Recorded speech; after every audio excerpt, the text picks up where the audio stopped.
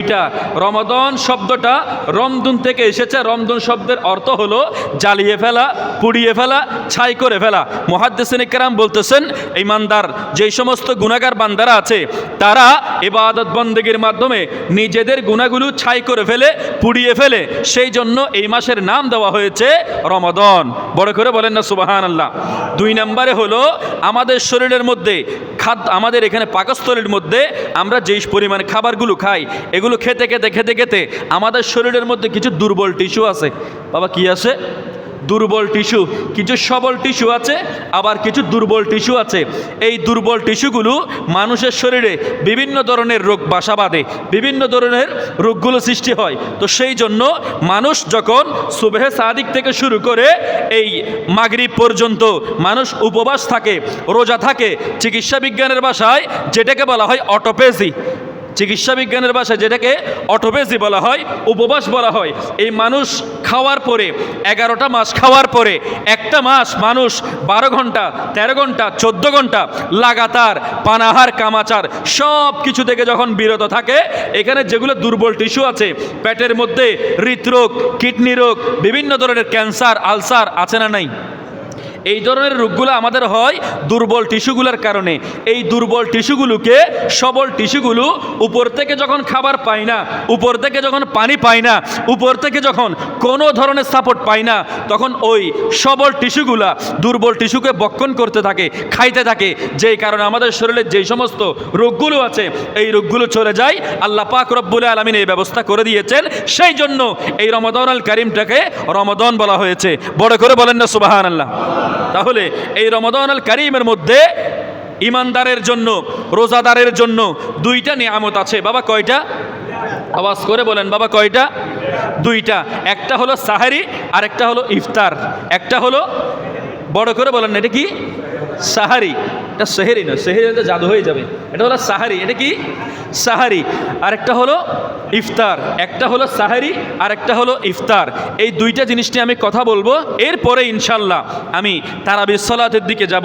সাহারি এবং ইফতারের ফজিলত কেমন একজন রোজাদার যদি না জানে তাহলে রোজার মজাটা পাবে? আপনারা কথা বুঝতেছেন? আমার কথা বুঝতেছেন? আশেপাশে মানুষ কয়জন সেটা খেয়াল করবেন না। মানুষ আস্তে আস্তে আস্তে প্রত্যেকে আসবে ইনশাআল্লাহ, আমরা এটা আশা করতেছি। মোহাব্বত নিয়ে একটু জুমসে দুরূদ শরীফ পড়ি। আল্লাহুম্মা সাল্লি মাওলানা মুহাম্মদ ওয়া আলা সাইয়্যিদিনা মাওলানা। আমার প্রাণপ্রিয় মুসল্লিন একরাম, রমাদানুল কারীমের রোজা রেখে আজকের এই প্রথম জুমা আদায় করার জন্য এসেছেন। একজন ইমানদার রোজাদারের জন্য সবচাইতে নিয়ামত যেগুলো আছে রোজার মধ্যে, তার মধ্যে 2টা নিয়ামত আছে। বাবা কয়টা? আওয়াজ করে বলেন কয়টা? 2টা নিয়ামত আছে।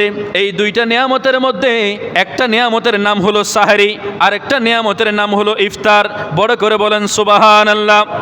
এই সাহারিটা ইহুদি নাসারাও রোজা রেখেছিল, কিন্তু ইহুদিরা যারা রোজা রাখতো তাদের কিন্তু কোনো ধরনের সাহারি ছিল না, তাদের কোনো ধরনের সাহারি ছিল না।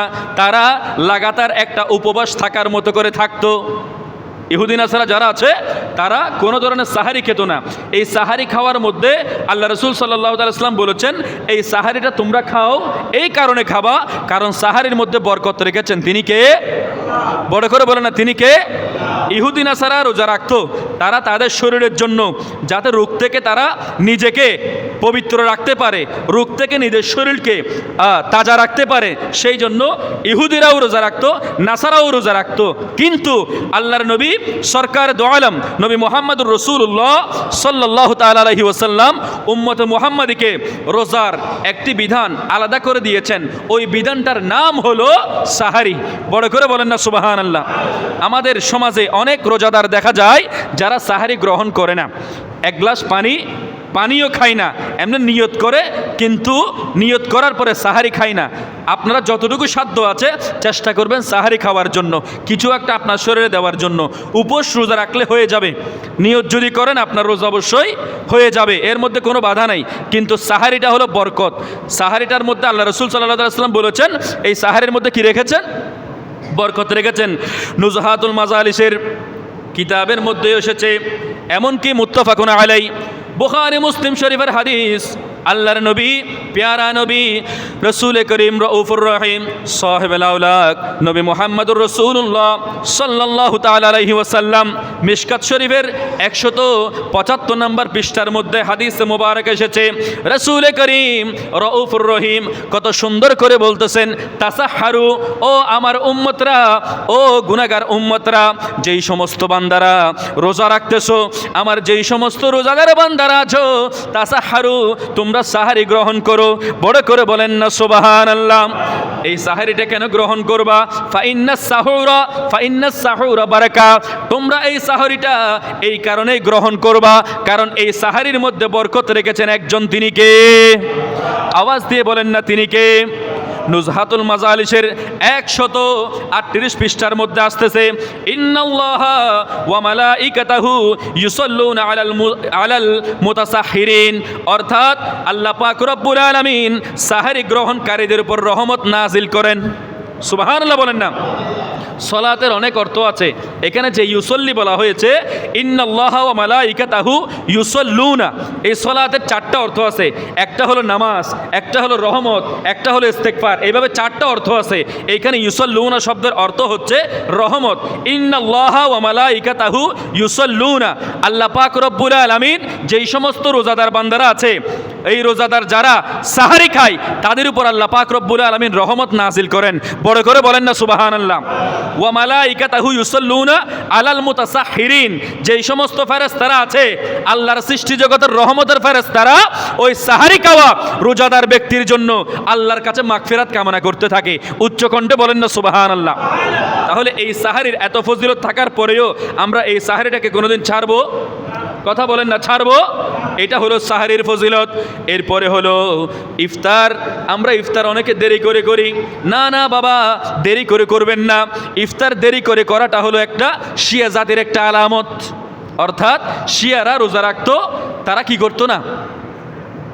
ইফতার করতো না। ইফতার একটা তারা দেরি করে করতো। কিন্তু রসুল করিম সাল্লাল্লাহু তাআলা আলাইহি ওয়াসাল্লাম বলেছেন, যত তাড়াতাড়ি ইফতার করবে ওই রোজাদার বান্দা আমার দয়াল নবীজির তত নিকটে থাকবে। বড় করে বলেন না সুবহানাল্লাহ। আপনারা আলোচনা বুঝতেছেন? মুহাব্বত নিয়ে দুরূদ শরীফ পড়ি, আল্লাহুম্মা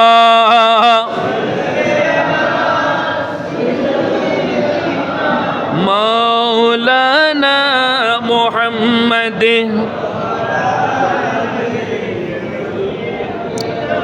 মাওলানা।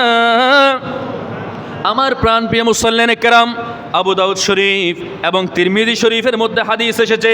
মিশকাত শরীফের 175 নম্বর পৃষ্ঠার মধ্যে এই হাদিসে মোবারকা বয়ান করতে গিয়ে, ইযা আফতারা আহাদুকুম ফালইফতির আলা তামারিন ফাইন্নাহু বারাকা ফাইন লাম ইয়াজিদ ফালইফতির আলাল মাই ফাইন্নাহু তাহুরা।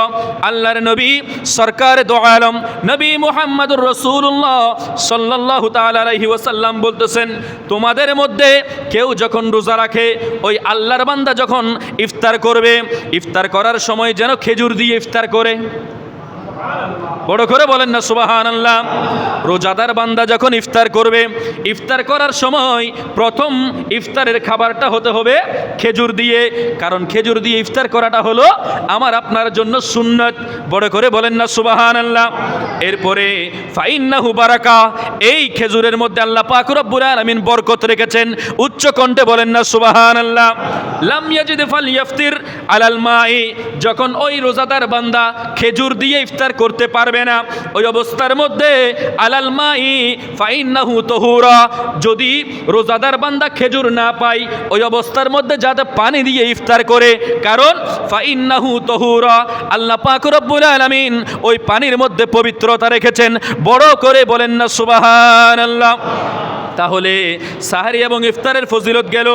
এরপরে খেজুর যদি আমি আপনি না পাই, তাহলে কি দিয়ে ইফতার করতে হবে? বড় করে বলেন না, কি দিয়ে ইফতার? রোজা ধরে গেছে আপনাদের?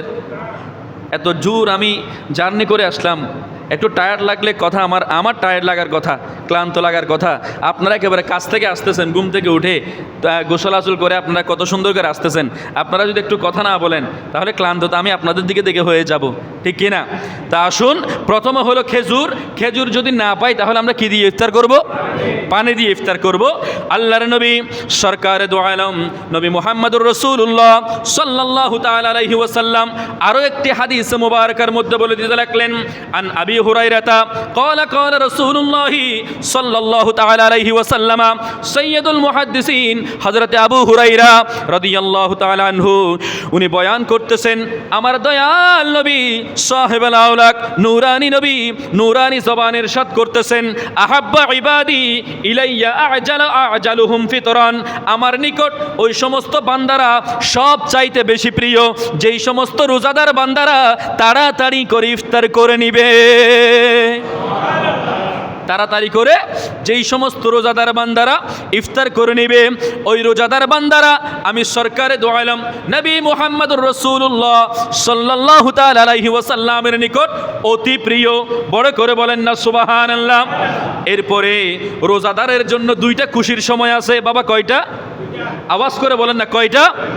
রোজাদারের জন্য দুইটা খুশির সময় আছে। সহিহ বুখারী শরীফের 1904 নম্বর হাদিসে মুবারকার মধ্যে আল্লাহর নবী সরকার দু আলম নবী দো জাহা বায়েসে কোন মাকা রূহে ফিদাহু কত সুন্দর চমৎকার করে বলতে লাগলেন, লিসসাইমি ফারহাতানি ইয়াফরাহুহুমা, অর্থাৎ দুনিয়ার জমিনে যেই সমস্ত রোজাদার বান্দারা আছে ওই রোজাদার বান্দার জন্য দুইটা খুশির সময় আছে। ওই দুইটা খুশির সময়ে রোজাদার বান্দারা আল্লাহ পাক রব্বুল আলামিনের দুনিয়াতে সব চাইতে বেশি পরিমাণে খুশি হয়ে থাকে। বড় করে বলেন না সুবহানাল্লাহ। এক নম্বরে হলো ইযা আফতার ফারিহা, ওই রোজাদার বান্দা যখন ইফতার করবে, সারাদিন রোজা থাকার পরে অন্তরের মধ্যে যখন একটু খারাপ লাগবে, শরীরের মধ্যে যখন একটু ক্লান্তি লাগবে, ওই রোজাদার বান্দা যখন ইফতার করবে তখন ওই ইফতারের সময়টা ওই রোজাদারের জন্য সব চাইতে খুশির একটা সময়, সব চাইতে আনন্দের একটা সময়। উচ্চ আওয়াজে বলেন না সুবহানাল্লাহ। দুই নম্বরে হলো ওয়াইদা লাকিয়া রব্বাহু, যখন ওই রোজাদার বান্দা ওয়াইদা লাকিয়া রব্বাহু ফারিহা বিসাওমিহি, ওই রোজাদার বান্দা যখন আল্লাহ পাক রব্বুল আলামিনের সাথে দিদার হয়ে যাবে, রব্বুল আলামিনের সাথে দিদার নসিব হয়ে যাবে, আল্লাহ পাক রব্বুল আলামিনকে যখন সরাসরি দেখে ফেলবে, ওই রোজাদার বান্দা রোজা থাকার কারণে আল্লাহ রাব্বুল আলামিনকে সরাসরি দেখার কারণে ওই অবস্থার মধ্যে আনন্দিত হয়ে খুশি হয়ে যাবে। উচ্চ কণ্ঠে বলেন না সুবহানাল্লাহ। তাহলে রোজাদারের জন্য কয়টা? দুইটা খুশির সময়। একটা হলো রোজাদার যখন ইফতার করবে, ওইটা হলো রোজাদারের জন্য সবচাইতে খুশির এবং আনন্দের একটা মুহূর্ত। দুই নম্বরে হলো ওই রোজাদার ব্যক্তি যখন আল্লাহ পাক রব্বুল আলামিনকে সরাসরি দেখে ফেলবে, আল্লাহ পাক রব্বুল আলামিনের দিদার নসিব হয়ে যাবে, তার রোজা যখন আল্লাহর দরবারে কবুল হয়ে যাবে, ওই কবুল হওয়ার পরে মকবুল বান্দা যখন আল্লাহ পাক রব্বুল আলামিনকে সরাসরি দেখে ফেলবে, ওইটাই হলো ইমানদার রোজাদারের জন্য সবচাইতে খুশির একটা মুহূর্ত। উচ্চ আওয়াজে বলেন না সুবহানাল্লাহ। তাহলে এরপরে বলা হচ্ছে ইফতারের সময় রোজাদারের একটি দোয়াও আল্লাহ পাক রব্বুল আলামিনের দরবার থেকে বাদ করা হয় না। বড় করে বলেন না সুবহানাল্লাহ। ভালো করে আলোচনাটা মনোযোগ সহকারে শুনবেন, একটু ভালো করে অন্তরের চোখটা লাগিয়ে কানটা আমার দিকে একটু দিয়ে ভালো করে শুনবেন, আশেপাশে তাকাবেন না, কারণ রমাদানুল কারীমের মধ্যে একটু এদিক সেদিক আপনাদের একটু ক্লান্তি লাগবে। কথা বলেন না ঠিক কিনা? এই ক্লান্তটাকে দূর করে আর সামান্য সময় আমাকে দিতে পারবেন আপনারা? পারবেন তো সকলে? তাহলে আসুন, তিন ব্যক্তির দোয়া আল্লাহ পাক রব্বুল আলামিনের দরবারে ফেরত যায় না। আল্লাহ পাক রব্বুল আলামিনের দরবারে তিন ধরনের ব্যক্তি যখন আল্লাহ পাক রব্বুল আলামিনের কাছে দোয়া চাই, ফরিয়াদ করে, প্রার্থনা করে, আল্লাহ পাক রব্বুল আলামিন নিজেই জানেন না ওই গুনাহগার বান্দার দোয়া ফিরিয়ে দিতে। বড় করে বলেন না সুবহানাল্লাহ। এক নম্বরে হলো মুসলিম ব্যক্তি, দুনিয়ার জমিনে যেই সমস্ত বান্দা জুলুমের শিকার হবে, আরেকজনের জুলুমের শিকার হয়ে যাবে, দুনিয়ার মানুষের জুলুমের শিকার হয়ে যাবে, বা কোনো একটা কিছুর জুলুমের শিকার হয়ে যাবে, ওই মজলুম ব্যক্তি আল্লাহর কাছে চাইতে দেরি, আল্লাহ পাক রব্বুল আলামিন কবুল করতে আর দেরি করবেন না। আর একটু বাড়িয়ে বলেন না সুবহানাল্লাহ। 2 নম্বরে হলো মুসাফির ব্যক্তির দোয়া। সফরে থাকা অবস্থায় কোনো একজন আল্লাহর বান্দা যখন আল্লাহ পাক রব্বুল আলামিনের কাছে আসামির মতো 2টা হাত তুলে দোয়া করে, ওই মুসাফির ব্যক্তির দোয়া আল্লাহ পাক রব্বুল আলামিন জানেনই না কিভাবে ফিরিয়ে দিতে হয়। বড় করে বলেন না সুবহানাল্লাহ। মুসাফির ব্যক্তির দোয়া আল্লাহর কাছে চাইতে না চাইতেই কবুল হয়ে যায়। বড় করে বলেন না সুবহানাল্লাহ। 3 নম্বরে হলো যেই রোজাদার বান্দা ইফতারের সামনে নেওয়ার পরে দুরূদ শরীফ পড়ে, দুরূদ শরীফ পড়ার পরে এই এতগুলো ইফতারি আছে, এত সুন্দর সুন্দর খাবার আছে, এত সুস্বাদু খাবার আছে, কিন্তু ওই ইফতারের দিকে আল্লাহ পাক রব্বুল আলামিনের হুকুমের দিকে চেয়ে আছে। কখন আল্লাহ পাক রব্বুল আলামিন সূর্যকে অস্ত নিয়ে যাবেন, কখন ইফতারের সময় হয়ে যাবে। ইফতারের সময়ের আগে বান্দা চাইলে পানি খেতে পারে, বান্দা চাইলে বিভিন্ন ধরনের ফল ফ্রুট খেতে পারে, কিন্তু ওই আল্লাহর বান্দা ইফতারের সামনে নিয়ে আল্লাহ পাক রব্বুল আলামিনের হুকুমের দিকে চেয়ে আছে। ওই অবস্থার মধ্যে যেই রোজাদার বান্দা ইফতারের সামনে নিয়ে আল্লাহ রাব্বুল আলামিনের দরবারে দোয়া করবে, আল্লাহ পাক রব্বুল আলামিন সঙ্গে সঙ্গে ওই গুনাহগার ব্যক্তি, ওই রোজাদার ব্যক্তির ইফতারের আগের দোয়াগুলো কবুল করে নিবেন। আমার যত গুনাহ আছে মাফ করে দাও রমজানে, দুঃখ ব্যথা ভুলিয়ে দাও এই তো চাওয়া প্রাণ প্রাণে। আমার যত গুনাহ আছে মাফ করে দাও রমজানে, দুঃখ ব্যথা ভুলিয়ে দাও এই তো চাওয়া প্রাণপণে। আমার যত গুনাহ আছে মাফ করে দাও রমজানে, দুঃখ ব্যথা ভুলিয়ে দাও এই তো চাওয়া প্রাণপণে। বড় করে বলেন না সুবহানাল্লাহ। একটু জবান খুলে বলেন না সুবহানাল্লাহ। তাহলে আমার প্রাণপ্রিয় মুসল্লিন কেরাম, আপনাদের সামনে যেই আলোচনাটা করেছি সেটা হচ্ছে সাহারি এবং ইফতারের ফজিলত নিয়ে আলোচনা করেছি। ভালো করে মনোযোগ সহকারে আপনারা শুনবেন। বর্তমান সময়ে আমরা দেখতে পাই কঠিন একটা মাসালা বা বিতর্কিত বলেন বা একটা প্রশ্ন নিয়ে আমরা প্রত্যেকেই বিভিন্ন রকম দোয়াশার মধ্যে থাকি, বা আমরা অনেকেই জানি না। যেমন নামাজ কোত্থেকে এসেছে এটার একটা উৎস আছে না নাই? হ্যালো, নামাজ কোত্থেকে এসেছে এটার একটা উৎস আছে না নাই? কষ্ট তো দুরূদ শরীফ পড়ি। আল্লাহুম্মা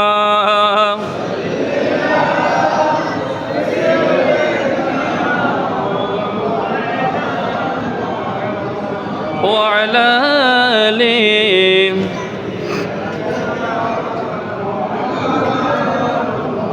আমার প্রাণপ্রিয় মুসল্লিন কেরাম, ভালো করে লক্ষ্য করবেন এবং শুনবেন। নামাজ কোত্থেকে এসেছে এটার একটা উৎস আছে না নাই? কথা বলেন, আছে না নাই? মেরাজ থেকে আল্লাহর নবী সরকার দো আলম নবী মুহাম্মদুর রাসূলুল্লাহ সাল্লাল্লাহু তাআলা আলাইহি ওয়াসাল্লামকে আল্লাহ পাক রব্বুল আলামিন নামাজ গিফট দিয়েছেন, তোহফা দিয়েছেন উম্মতের মেরাজ হিসেবে। ঠিক তদ্রূপ প্রত্যেকটা জিনিস, প্রত্যেকটা কিছুর একটা উৎস, সোর্স পয়েন্ট আছে না নাই? কথা বলেন, আছে না নাই? আছে।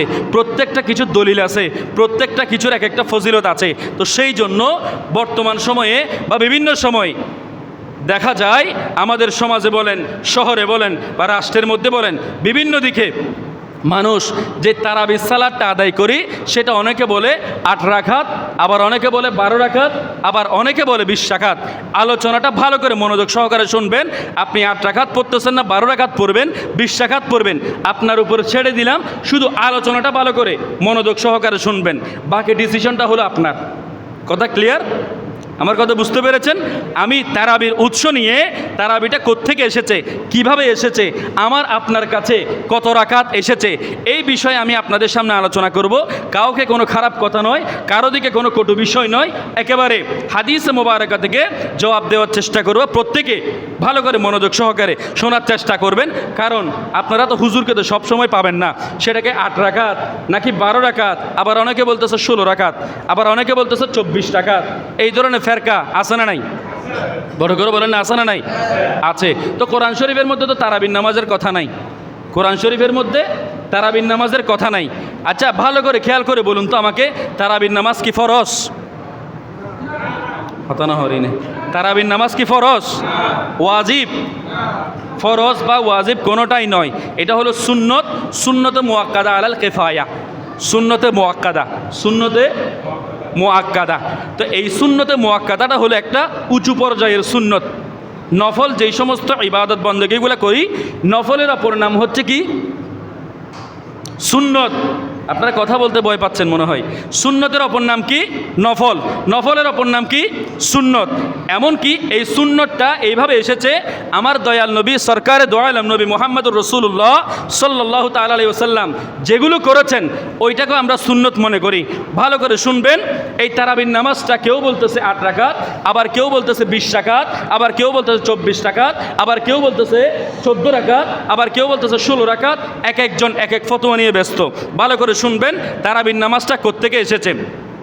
বুখারী শরীফের 1129 নম্বর হাদিসে মুবারকার মধ্যে আম্মা জানা আয়েশা সিদ্দিকা তাহেরা রাদিয়াল্লাহু তাআলা আনহা উনি বয়ান করতেছেন, আন আয়েশাতা উম্মুল মুমিনিন রাদিয়াল্লাহু আনহা আন্না রাসূলুল্লাহি সাল্লাল্লাহু আলাইহি ওয়াসাল্লাম, হযরতে আম্মাজান আয়েশা সিদ্দিকা তাহেরা রাদিয়াল্লাহু তাআলা আনহা থেকে বয়ান হচ্ছে, বর্ণিত হচ্ছে। আম্মাজান আয়েশা সিদ্দিকা তাহেরা রাদিয়াল্লাহু তাআলা আনহা উনি বয়ান করতেছেন, আমার দয়াল নবীজি থেকে উনি বয়ান করতেছেন, যাতা লাইলাতিন ফিল মসজিদি ফাসাল্লা, সুবহানাল্লাহ বলেন না, অর্থাৎ সাল্লা যাতা লাইলাতিন ফিল মসজিদ, একটা রাতে, রমাদান আল কারিমের একটা রাতে। এটা আমি রমাদান আল কারিমের রাত কিভাবে বললাম? হাদিসে মুবারকার শেষের দিকে বলা হচ্ছে ওয়াযালিকা ফি রমাদান। ভালো করে শুনবেন আলোচনাটা। হাদিসে মুবারকার মধ্যে বলা হচ্ছে সাল্লা যাতা, আল্লাহর নবী সাল্লাল্লাহু তাআলা আলাইহি ওয়াসাল্লাম রমাদান আল কারিমের একটা রাতের মধ্যে সাল্লা যাতা লাইলাতিন ফিল মসজিদি, রমাদান আল কারিমের একটা রাতের মধ্যে মসজিদের মধ্যে প্রবেশ করেছেন, মসজিদের মধ্যে প্রবেশ করে নামাজ আদায় করেছেন। সুবহানাল্লাহ, বড় করে বলেন না সুবহানাল্লাহ। তাহলে সাল্লা যাতা লাইলাতিন ফিল মসজিদি, রমাদান আল কারিমের একটা রাতে আল্লাহর নবী সরকারে দো আলম নবী মুহাম্মদুর রাসূলুল্লাহ সাল্লাল্লাহু তাআলা আলাইহি ওয়াসাল্লাম, হাদিস মুবারকা থেকে বলছি, সাল্লাল্লাহু তাআলা আলাইহি ওয়াসাল্লাম রমাদান আল কারিমের এক রাতে মসজিদের মধ্যে প্রবেশ করে কিছু মুসল্লিদেরকে নিয়ে, ইমানদার বান্দাদেরকে নিয়ে নামাজ আদায় করেছেন। সুবহানাল্লাহ। এরপরে ফাসাল্লা বিসলাতিহি নাসুন, ওই অবস্থার মধ্যে কিছু লোক তার সঙ্গে, অর্থাৎ কিছু মানুষ আমার দয়াল নবীদের সঙ্গে নামাজ আদায় করেছিল। সুবহানাল্লাহ। নামাজের কথা শুনলে সুবহানাল্লাহ বললে কষ্ট হবে? রোজা ভেঙে যাবে? একটু বড় করে বলেন না। তাহলে এরপরে ফাসাল্লা বিসলাতিহি নাসুন, কিছু মানুষ আমার দয়াল নবীদের সাথে নামাজ আদায় করেছিল। করার পরে সুম্মা সাল্লা, সুম্মা মানে হলো অতঃপর, সল্লা মিনাল কাবিলাতি ফাকাসুরান নাস, এরপরে আমার দয়াল নবীজি যখন নামাজ পড়াচ্ছিলেন, প্রথম দিনও নামাজ পড়িয়েছেন, দ্বিতীয় দিনও নামাজ পড়িয়েছেন। ভালো করে শুনবেন, তারাবি কোত্থেকে এসেছে। প্রথম দিনও নামাজ আদায় করেছিলেন, দ্বিতীয় দিনও নামাজ আদায় করেছিলেন। ফাকাসুরান নাস, অর্থাৎ ওই অবস্থার মধ্যে যেই সমস্ত মানুষদেরকে নিয়ে তারাবির নামাজ আদায় করতেছে, দিনের পর দিন মানুষ বাড়তেছে। ফাকাসুরান নাস, মানুষ বেড়েই চলেছে। সুম্মা জাতামাউ মিনাল লাইলাতি সালিসা আবির রাবিয়া, আমার দয়াল নবীজি ওই সমস্ত মানুষদেরকে নিয়ে প্রথম রাতে সবাইকে নিয়ে নামাজ আদায় করেছেন। দ্বিতীয় রাতে মানুষ আরও বেড়ে গেছে। সুবহানাল্লাহ। যেই সমস্ত মানুষরা বেড়ে গেছে তাদেরকে নিয়েও নামাজ আদায় করেছেন। সুবহানাল্লাহ বলেন না। এরপরে হাদিস মুবারকার মধ্যে আসতেছে মিনাল লাইলাতি সালিসাতি আবির রাবিয়াতি, তৃতীয়তম রাত অথবা চতুর্থতম রাত, 3 নম্বর রাত অথবা 4 নম্বর রাতের মধ্যে ফালাম ইয়াখরুজ ইলাইহিম রাসূলুল্লাহি সাল্লাল্লাহু আলাইহি ওয়াসাল্লাম, তৃতীয়তম রাতে অথবা চতুর্থতম রাতে আমার দয়াল নবীজি ঘর থেকে বের হয় নাই। কেন হয় নাই? এই কারণে হয় নাই, ফালাম্মা আসবাহা, আমার দয়াল নবী যখন ওই দ্বিতীয়তম রাত পর্যন্ত নামাজ পড়িয়েছেন, তৃতীয়তম রাতেও বের হয় নাই, চতুর্থতম রাতেও বের হয় নাই। এর পরের দিন যেটা ফালাম্মা আসবাহা, আসবাহা মানে হলো ফজরের সময়। ফজরের সময় আমার দয়াল নবীজি ফজরের নামাজের পরে বের হয়ে সবাইকে দেখে বলতেছেন কলা, সুবহানাল্লাহ। কে বলতেছেন? দয়াল নবী বলতেছেন কলা, আমার দয়াল নবী বলতেছেন কদ রাআইতু আল্লাযী সানাআতুম ওয়া লাম ইয়ামনা'নি মিনাল খুরুজি ইলাইকুম। এই আমার মুসল্লি বাবারা, আমার গুনাহগার উম্মতরা, আমার সাথে তোমরা যারা নামাজ আদায় করেছো, তোমাদেরকে বলতেছি ভালো করে শুনো। তোমরা আমার সাথে এক রাত পড়েছো, দ্বিতীয় দিন আমার সাথে নামাজ আদায় করেছো, তৃতীয় দিন অথবা চতুর্থ দিন আমি এই কারণে বের হই নাই, কারণটা হলো ইল্লা আন্নি খশিতু আন তুফরাদা আলাইকুম, আমি ওই জিনিসটার প্রতি আশঙ্কা করতেছি তোমাদের এই আগ্রহ, তোমাদের এই প্রবল ইচ্ছা দেখে আল্লাহ পাক রব্বুল আলামিন যদি এই তারাবির নামাজকে আবার ফরজ না করে দেয়। সুবহানাল্লাহ। অর্থাৎ আমার দয়াল নবী যখন নামাজ পড়িয়েছেন, প্রথম দিনও নামাজ পড়িয়েছেন, প্রথম দিনও দ্বিতীয় দিনও পড়িয়েছেন, 3 নম্বর দিনে অথবা চতুর্থতম দিনে, চতুর্থতম রাতে, প্রথম রাতে নামাজ পড়িয়েছেন, দ্বিতীয় রাতে নামাজ পড়িয়েছেন, তৃতীয়তম রাতে বের হয় নাই, চতুর্থতম রাতে বের হয় নাই। এখানে রাওয়ায়াতের মধ্যে তৃতীয়তম রাতও আছে, আবার চতুর্থতম রাতও আছে। তৃতীয়তম রাত অথবা চতুর্থতম রাতে আমার দয়াল নবী এই কারণে বের হয় নাই, রসুল পাক সাল্লাল্লাহু তাআলা সাল্লাম বলতেছেন আমি আশঙ্কা করতেছি তোমাদের এই নামাজের প্রতি এত ইচ্ছা, প্রবল আকাঙ্ক্ষা দেখে, জানি না আল্লাহ পাক রব্বুল আলামিন যদি এটাকে আবার তোমাদের জন্য ফরজ করে দেয়। সুবহানাল্লাহ।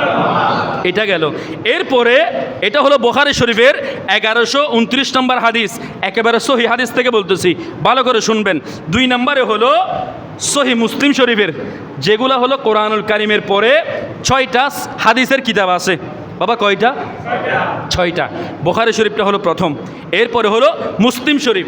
মুসলিম শরীফের 1665 নম্বর হাদিস মুবারাকার দিকে এখন আসি। عن أبي هريرة قال كان رسول الله صلى الله تعالى عليه وسلم يرغب في قيام رمضان من غير أن يأمرهم فيه بعزيمة فيقول من قام رمضان إيمانا واحتسابا بڑکرے بولن سبحان الله سيد المحدثين حضرت আবু হুরায়রা রাদিয়াল্লাহু তাআলা আনহু উনি বয়ান করতেছেন, দয়াল নবী সরকার দো আলম নবী মুহাম্মদুর রাসূলুল্লাহ সাল্লাল্লাহু তাআলা আলাইহি ওয়াসাল্লাম ইরশাদ করতেছেন, আমার দয়াল নবী রসুল করিম সাল্লাল্লাহু তাআলা আলাইহি ওয়াসাল্লাম দৃঢ় এবং কঠোরভাবে নির্দেশ না দিয়ে রমজান মাসে তারাবি পড়ার জন্য উৎসাহ দিয়েছেন।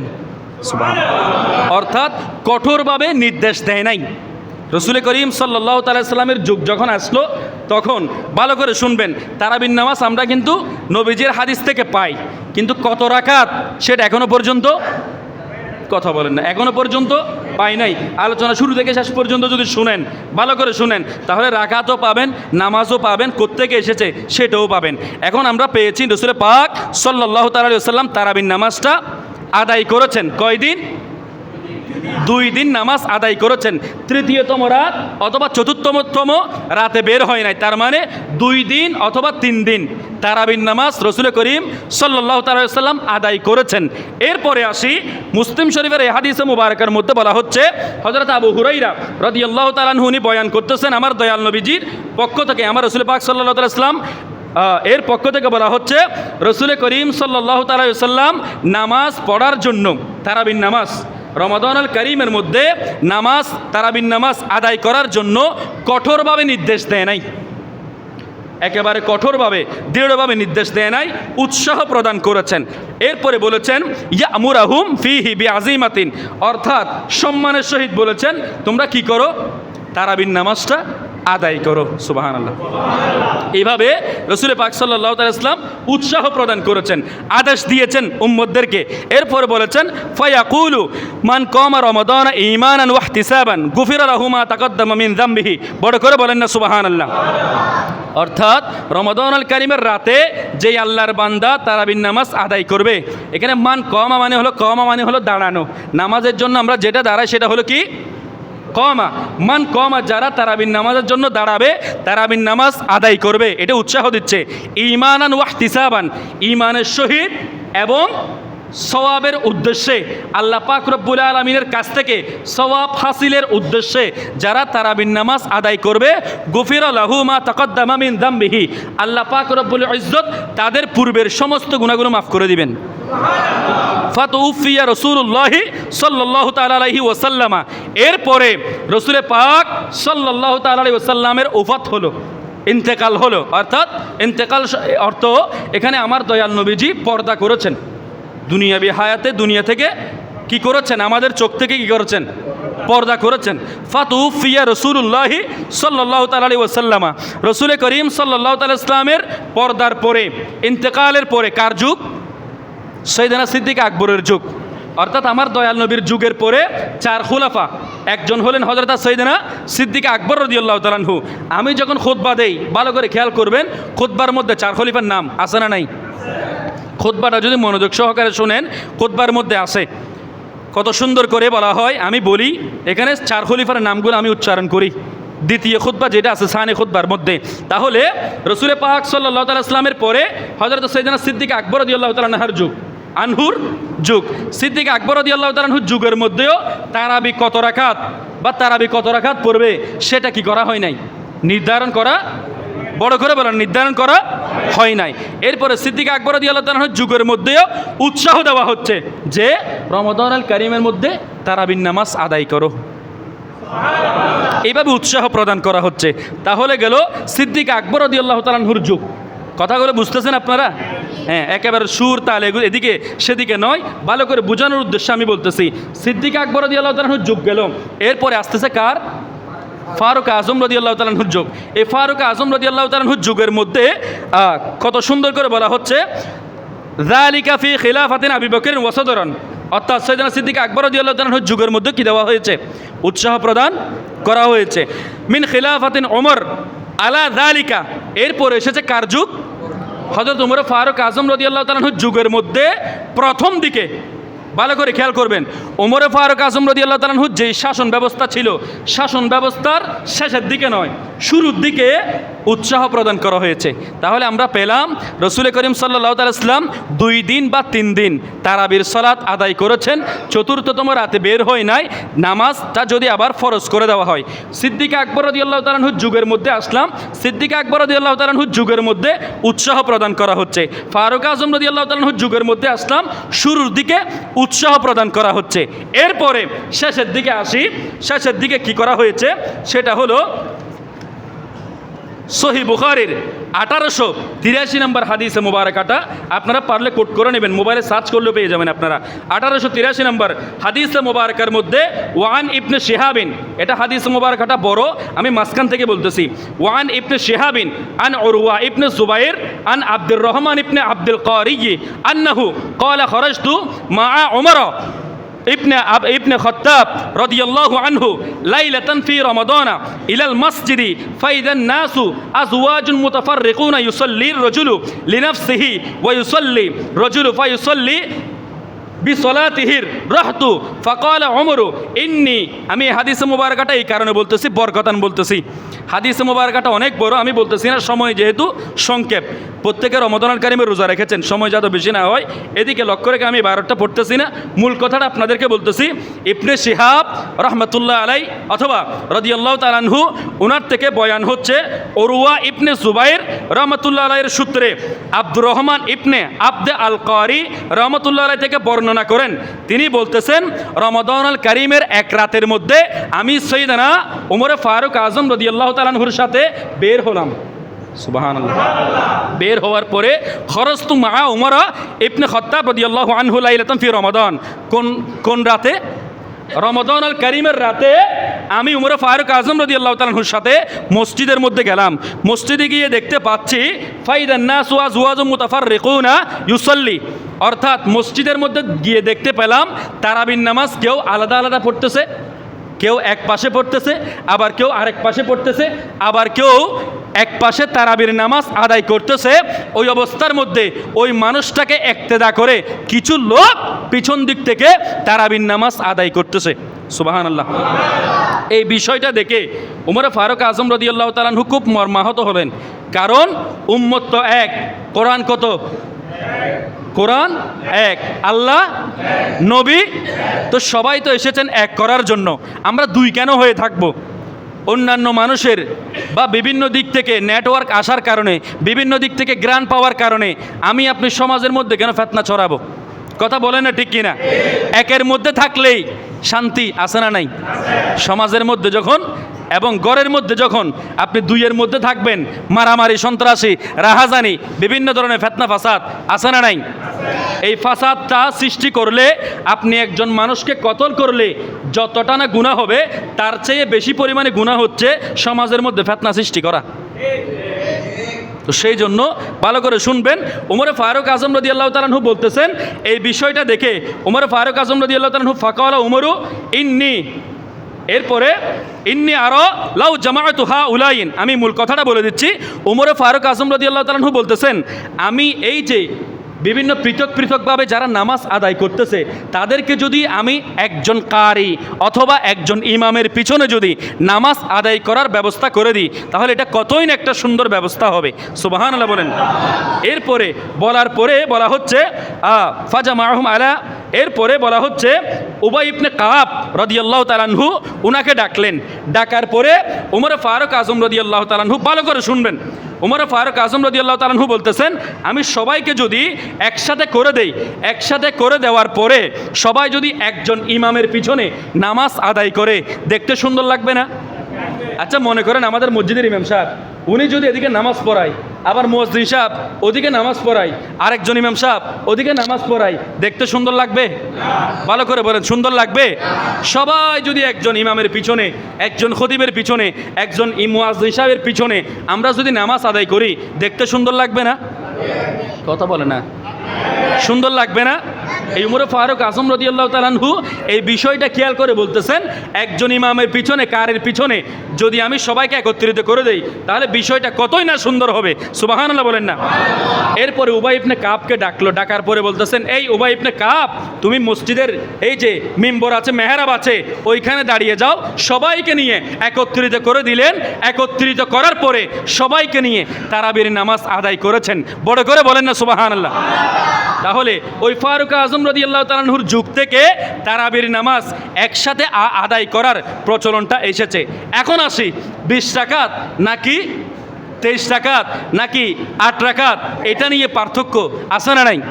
ভালো করে শুনবেন, হাদিসে মুবারকা এখনো শেষ হয় নাই। এখানে উবাই ইবনে কাব রাদিয়াল্লাহু তাআলা আনহুর নেতৃত্বে, ইমামতিতে সবাইকে নিয়ে নামাজ আদায় করেছেন।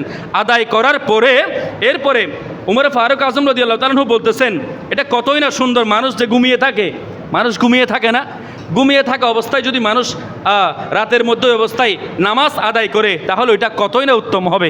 সুবহানাল্লাহ বলেন না? এরপরে উমর ফারুক আজম রাদিয়াল্লাহু তাআলা আনহু এটা শুরু করার পরে, এটা তো বেদাত। বেদাত মানে কি?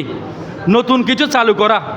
বেদাত মানে বর্তমান সময়ে যেগুলা বেদাত, বেদাত, এটা খাওয়া যাবে না, বেদাত, মেজবানি করা যাবে না, বেদাত, গরু জবাই করা যাবে না, বেদাত, এই যে বেদাতের ফ্যাক্টরি খুলে ফেলছে, এগুলার সাথে সম্পর্কিত নয়। বেদাত শব্দের শাব্দিক অর্থ হচ্ছে নতুন কিছু চালু করা। আবার ওই নতুন কিছু চালু করার মধ্যে দুই প্রকার আছে, একটা হলো হাসানা আর একটা হলো সাইয়্যিয়া। হাসানা মানে হলো একেবারে ভালো ভালোগুলা, আর সাইয়্যিয়া মানে হলো খারাপগুলা। তো উমর ফারুক আজম রাদিয়াল্লাহু তাআলা আনহু উনি বলতেছেন যে উমর ফারুক আজম রাদিয়াল্লাহু তাআলা আনহুকে দেখলে শয়তান তার রাস্তা পরিবর্তন করত। সুবহানাল্লাহ বলেন না? এমনকি আল্লাহর নবী সরকার দু আলম হাদিসে মুবারকার মধ্যে কত সুন্দর করে বলে দিয়েছেন, এই ফারুক আজম রাদিয়াল্লাহু তাআলা আনহুকে আমি আপনি কেন অনুসরণ করব? সাহাবায়ে কেরামদের মর্যাদা যখন আমি আলোচনা করেছিলাম এই মসজিদের মিম্বরে, আপনারা শুনেছেন, আমার চ্যানেলের মধ্যেও আছে, আপনারা দেখতে পাবেন, রেফারেন্স হিসেবে আছে। আবু দাউদ শরীফের 4607 নম্বর হাদিসে মুবারকার মধ্যে আমার দয়াল নবীজি কত সুন্দর করে বলে দিয়েছেন, ফা আলাইকুম বিসুন্নতি, ও আমার উম্মতরা। এই হাদিসে মুবারকার ইবারত অনেক বড়। এখানে বলতেছে উম্মতের মাঝে যে মতবিরোধ হবে সেটা আমার দয়াল নবী জানেন না? বড় করে বলেন না, জানে না? সেই জন্য হাদিসে মুবারকার মধ্যে আমার দয়াল নবী বলতেছেন, উম্মতের মাঝে এই সমস্ত বিষয় নিয়ে মতবিরোধ হবে সেটা উম্মত আমি জানি। তাহলে কি করবা? ফা আলাইকুম বিসুন্নতি, ওই অবস্থার মধ্যে আমি দয়াল নবীজির সুন্নতকে আঁকড়ে ধরবা। এই আমার দয়াল নবীজির সুন্নতের মধ্যেও যদি না পাই, এরপরে কি? এরপরে বলতেছেন ওয়াসুন্নাতিল খুলাফায়ে রাশিদিন আল মাহদিয়িন, আমার দয়াল নবীর সুন্নতের মধ্যে যদি না পাই, এরপরে হলো খুলাফায়ে রাশিদিনের যে সুন্নতগুলো আছে ওই সুন্নতগুলোকে আমরা আঁকড়ে ধরবো। বড় করে বলেন না সুবহানাল্লাহ? খুলাফায়ে রাশিদিনের, খোলাফাদের নিয়ম নীতিগুলা আমার দয়াল নবী যে হাদিসে মুবারকার মধ্যে বলতেছেন, কামড় দিয়ে ধরিও, একেবারে শক্ত করে কামড় দিয়ে ধরবা। বড় করে বলেন না সুবহানাল্লাহ? তাহলে সিদ্দিক আকবর রাদিয়াল্লাহু তাআলা আনহুর যুগ গেল, ফারুক আজম রাদিয়াল্লাহু তাআলা আনহুর যুগের মধ্যে ফারুক আজম রাদিয়াল্লাহু তাআলা আনহু এটা চালু করলেন। চালু করার পরে এখন আমার ভাইদের মধ্যে বিভিন্ন ফারকা দেখা যায়, 8 রাকাত নাকি 12 রাকাত। ভালো করে শুনবেন, মুয়াত্তা মালিকের মধ্যেও আসতেছে একজন রাবি বয়ান করতেছেন, ওইখানে মুয়াত্তা মালিকের মধ্যে হাদিসটা এসেছে এবং ঠিক একই রকম একটা হাদিসে মুবারাকাটা কত সুন্দর করে এসেছে। এই হাদিসে মুবারাকাটা আমি আপনাদেরকে বলছি, ভালো করে শুনবেন। সেটা হচ্ছে প্রথমত বুখারী শরীফের হাদিস। কিসের হাদিস? বুখারী শরীফের হাদিস থেকে আমি আপনাদেরকে বললাম।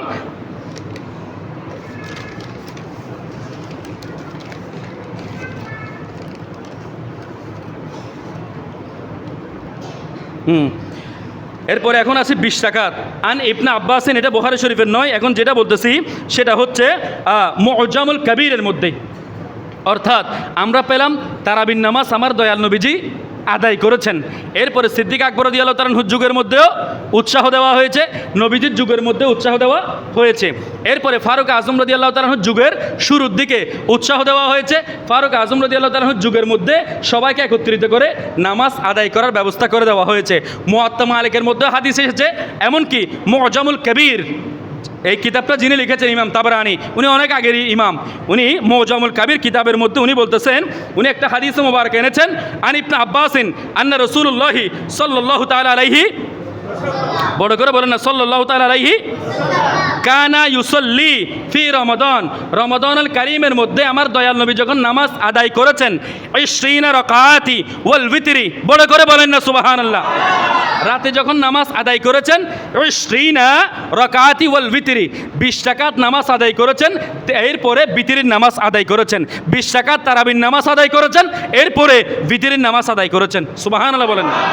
তাহলে এইটাও যদি আপনাদের ভালো না লাগে, মুয়াত্তা মালিকের মধ্যেও হাদিসের রেফারেন্স আছে, সেখানে 20 রাকাত তারাবির রেফারেন্স এসেছে, কিন্তু 8 রাকাত যারা দেয় সেটা তাহাজ্জুদের নামাজ। অর্থাৎ আম্মা জান আয়েশা সিদ্দিকা রাদিয়াল্লাহু তাআলা আনহার যে রেফারেন্স দিয়ে 8 রাকাত যারা পড়তে চায়, 8 রাকাত যারা পড়তে চায় তারা যে রেফারেন্সটা দেয়, আমি যতটুকু শুনেছি সেটা তাহাজ্জুদের নামাজের একটা হাদিসে মোবারকাটা। ভালো করে শুনবেন, আমিও আপনাদের একটা ভাই, কারো ভাই, কারো ছোট ভাই, কারো বড় ভাই, আবার কারো হলাম ছেলের মতো, কারো নাতির মতো, এইরকম। তো পরামর্শমূলকভাবে কোনো একটা জিনিস জানবেন, কোনো একটা কিছুর মধ্যে আপনারা ফিতনা সৃষ্টি করবেন না। কারণটা হলো এই, সমাজটা হলো আপনার, আপনি কার সাথে ফিতনা সৃষ্টি করবেন, কার সাথে মারামারি করবেন? সকালে ঘুম থেকে উঠতে যাকে দেখতেছেন, রাতে ঘুম যাওয়ার সময় তার সাথে রাস্তাঘাটে দেখা হবে না? আরে কথা বলেন, দেখা হবে না? তা আপনি তার সাথে যদি সিলি একটা ম্যাটার, সাধারণ একটা বিষয় নিয়ে, যদি এটা কোনো ফরজ নয়, কোনো ওয়াজিব নয়, সুন্নতে মুআক্কাদা বিষয় নিয়ে কোনো একটা দিক থেকে নেটওয়ার্কের গ্রান লেগে আপনি যদি এখানে মারামারি করেন, ফিতনা ফাসাদ করেন, তাহলে বিষয়টা ফিতনা না? বড় করে বলেন না, ফিতনা না? আমি যখন মিলাদ কিয়াম করি, বিভিন্ন জায়গার মধ্যে মিলাদ কিয়ামকে পছন্দ করে না এমনও মানুষ আছে না নাই? আপনি মিলাদ কিয়ামকে পছন্দ করেন বা না করেন, আমি যখন মিলাদ কিয়াম করব, ওই অবস্থার মধ্যে আপনি যদি মিলাদ কিয়াম করতে মনে চায় আপনি করবেন, কিন্তু করতে যদি মনে না চায়, আপনি ওই অবস্থার মধ্যে যদি বসে থাকেন, এটা বেয়াদবি না? কথা বলেন না, বেয়াদবি না? এটা একটা মজলিসের বেহুরমতি না? মনে করেন আপনি দোয়াকে নাজায়েজ মনে করেন, আমি যখন দোয়া করতেছি ওই অবস্থার মধ্যে আপনি মোবাইল এরকম করে মোবাইল টিপতেছেন, এরকম করে মোবাইল টিপতেছেন, আপনি মনে করতেছেন হাত তুলে দোয়া করা নাজায়েজ। এরকম হাত না তোলা পার্টি অনেক আছে। তো হাত না তোলা পার্টি যেগুলো আছে, ওই সমস্ত পার্টিগুলোকে আমি দেখতেছি জানাজার ময়দানে গিয়ে হাত তুলে দোয়া করতেছে। কত বড় ডাকাত, চিন্তা করে দেখেন ইসলামকে কিভাবে বিক্রি করে দিচ্ছে। তাহলে এইরকম, তাহলে মানুষের ক্ষেত্রে আসলে আরাম, মানুষের ক্ষেত্রে আসলে হারাম, তাদের ক্ষেত্রে গেলে আরাম। তাহলে প্রত্যেকটা জায়গার মধ্যে আরাম খোঁজার চেষ্টা করিয়েন। হারাম, বেদাত, শিরিক, হারাম, বেদাত, শিরিক, এগুলোর মধ্যে যতক্ষণ আপনি থাকবেন আপনার দাঁতও আপনি খুঁজে পাবেন না। বেদাত বেদাত বলতে এই বেদাত ফ্যাক্টরি যারা আছে, বেদাতের মধ্যে কোনো খাবার নাই, দাঁতের মধ্যে খাবার আছে। দাঁত যারা বলে তাদের মেজবানি আছে, দাঁত যারা বলে তাদের জিয়াফত আছে, আছে না নাই? এই সমাজের মানুষরা বিভিন্ন মেজবানি মাহফিল করে না, করে কি করে না? কথা বলেন না, করে কি করে না? মাহফিল আপনারা করেন, আবার ফেসবুকের মধ্যেও দেন।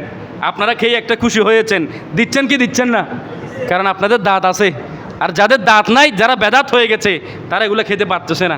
তা আমি তাদেরকে বলবো, সময় আছে, সুযোগ আছে, আপনারা তাদেরকে দাওয়াত দিবেন। যারা বেদাত বলে তাদেরকে গরু গোশত আরও বাড়িয়ে দিবেন। যেগুলো গোশত আছে, ডিম বলেন, এগুলো আমার পক্ষ থেকে, আমি যদি না থাকি এই দাওয়াত তো মাহরুম যাচ্ছে, আমারগুলো তাদেরকে দিবেন। খাওয়ার পরে বলবেন যে কীরকম মজা হয়েছে। আমার প্রাণপ্রিয় মুসল্লিনে কেরাম, যদিও বা হাসির চলে বলেছি, কথাগুলো ভালো করে বালিশের সাথে মাথা লাগিয়ে ঠান্ডা মাথায় চিন্তা করবেন কি কথাগুলো আমি আপনাদের সামনে বলে গেলাম এবং আপনাদের সামনে ঘোষণা করে গেলাম। তারাবির নামাজ দয়াল নবীর যুগ থেকে আমরা 20 রাকাত বলে তারাবির নামাজ দয়াল নবীর যুগ থেকে আমরা পেয়েছি। উৎসাহ দিয়েছে যে তারাবির নামাজ আদায় করো। সিদ্দিক আকবর রাদিয়াল্লাহু তাআলা আনহুর যুগের মধ্যে তারাবির নামাজ আদায় করার উৎসাহ দেওয়া হয়েছে। এরপরে ফারুক আজম রাদিয়াল্লাহু তাআলা আনহুর যুগের মধ্যে শুরুর দিকে উৎসাহ দেওয়া হয়েছে। মুআত্তা মালিকের মধ্যে হাদিস এসেছে, এমনকি মুআজামুল কবিরের মধ্যে ইমাম তাবরানীও হাদিস নকল করেছেন কত সুন্দর করে। ইবনে আব্বাস রাদিয়াল্লাহু তাআলা আনহু, যিনি রাইসুল মুফাসসিরিন ওয়াল ফুকাহা, যিনি হচ্ছেন একেবারে ফিকহ দরজার হাদিস বয়ান করার ক্ষেত্রে অনেক গুরুত্বপূর্ণ একজন রাবি, ওনার থেকে হাদিস বয়ান হচ্ছে আমার দয়াল নবী তারাবির নামাজ কয় রাকাত পড়েছেন? 20 রাকাতের যেই নামাজটা, সেটা ফারুক আজম রাদিয়াল্লাহু তাআলা আনহু পরে এসে কী করে দিয়েছেন? সাহাবেত করে দিয়েছেন। এখন আমি সাহাবিদেরকে কেন মানব? বর্তমান সময়ে কিছু মানুষ আছে সাহাবিদেরকে মানতে চায় না, আবার কিছু মানুষ আছে যারা শিয়া হয়ে গেছে সাহাবিদেরকে মানতে চায় না, আবার যারা খারেজি তারা হচ্ছে আবার কাকে মানতে চায় না? সাহাবিদেরকে। কেউ সাহাবিদেরকে মানে না, আবার কেউ আহলে বাইতকে মানে না। না, কাউকে মেনে কাউকে রাখবেন এমন হতে পারবে না। আহলে বাইতের বিষয়ে কোরআনুল কারীমের আয়াত নাজিল হয়েছে, আপনাকে আহলে বাইতকে বুকে ধারণ করতে হবে। সুবহানাল্লাহ বলেন না? এরপরে হলো খারেজি যারা আছে, সাহাবিদেরকে যারা বলেন, সাহাবিদেরকে যারা পছন্দ করে না। আমার দয়াল নবীজি সহি হাদিসে মুবারকের মধ্যে মিশকাত শরীফের 554 নম্বর পৃষ্ঠা, আমি গতকাল আবারও দেখেছি, কারণ স্টাডি করে এসেছি আমি, গতকাল আমি আবারও দেখেছি 554 নম্বর পৃষ্ঠার মধ্যে এই হাদিসে মুবারকাটা এসে, এটা আপনারা বিভিন্ন সময় শুনেছেন, আসহাবিকান নুজুম। সুবহানাল্লাহ। আমার দয়াল নবীজির যে সমস্ত সাহাবীরা আছে তারা আকাশের তারার মতো। ফাবি আইয়িহিম ইহতাদাইতুম, তাদেরকে যারা অনুসরণ করবে তারাই হেদায়েত পাবে।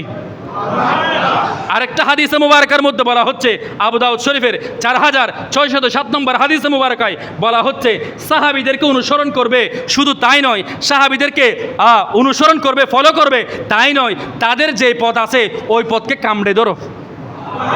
বড় করে বলেন না সুবহানাল্লাহ। তাহলে ফারুক আজম রাদিয়াল্লাহু তাআলা আনহুর যুগ থেকে আমরা পাচ্ছি তারাবির নামাজ 20 রাকাত, এরপরে বিতরের নামাজ কয় রাকাত? 3 রাকাত।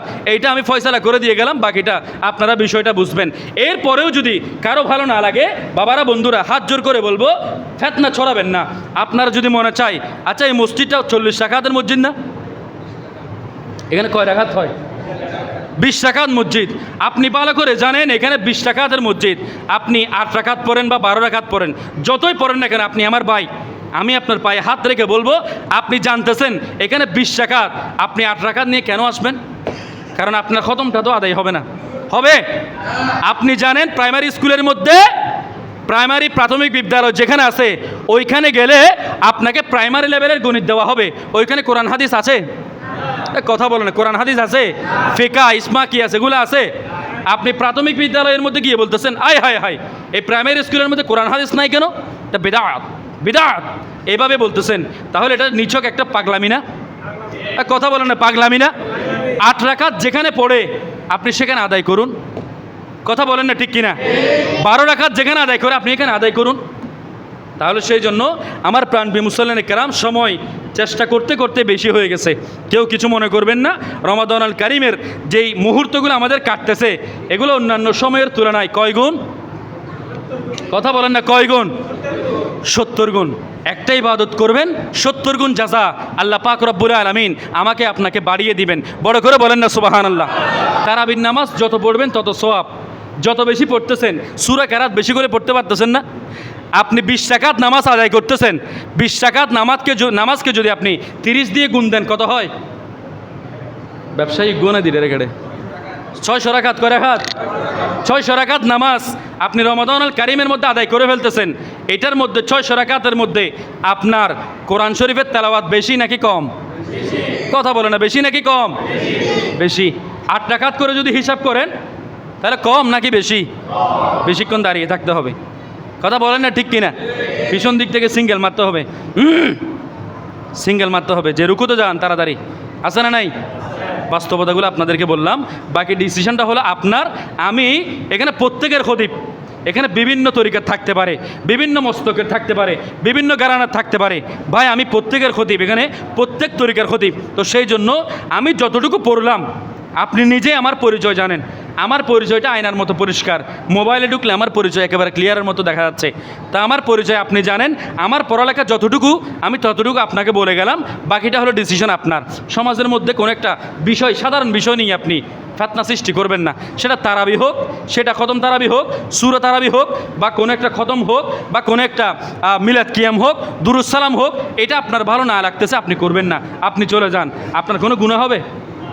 কথা বলেন না, গুনাহ হবে? তো সেই জন্য বলা হয় বেয়াদবুত্তুন গয়র হাজিরা, কথা বলে না, বেয়াদব থেকে গয়র হাজিরা, অর্থাৎ আপনি বেয়াদবি করার চেয়ে অনুপস্থিত থাকাটা অনেক ভালো। তো সেই জন্য শেখ সাদির একটা কৌল বলে আমি শেষ করতেছি, সুহুবতে সলে তুরা সলে কুনন, সুহুবতে তলে তুরা তলে কুনন। এটা ফার্সির মধ্যে আছে, গুলিস্তার মধ্যে এটা দেওয়া আছে, বড় হয় ক্লাস 8-এর মধ্যে পড়ানো হয় আমাদের জামিয়াতে। সুহুবতে সলে তুরা সলে কুনন, সৎসঙ্গে স্বর্গবাস। আপনি যদি সৎ মানুষের সাথে হাঁটেন, আপনি কি পাবেন? আপনি সৎ হবেন, অসৎ থাকলে সৎ হয়ে যাবেন। সুহুবতে তলে তুরা তলে কুনন, আপনি যদি খারাপ মানুষের সংস্পর্শের মধ্যে যান, তাহলে আপনি খারাপের দিকে চলে যাবেন। কথা বলেন না ঠিক কিনা?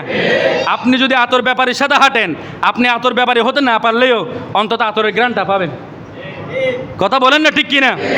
সেই জন্য আল্লাহ পাক রব্বুল আলামিন রমাদানুল কারীমের মধ্যে আমার ভাইরা যারা আছে, প্রত্যেকে বিভেদ নয়, একের মধ্যে প্রত্যেকে থেকে মসজিদের কমিটি বলেন, সমাজের যারা আছে আমার ভাইয়েরা, বন্ধুরা, কমিটির ভাইয়েরা যারা আছেন, রাহাবার খেদমতরা যারা আছেন, মসজিদের কমিটির ইমাম, মুয়াজ্জিন, খতিব যারা আছেন, প্রত্যেককে নিয়ে আমরা একটা পরিবারের মতো চলবো।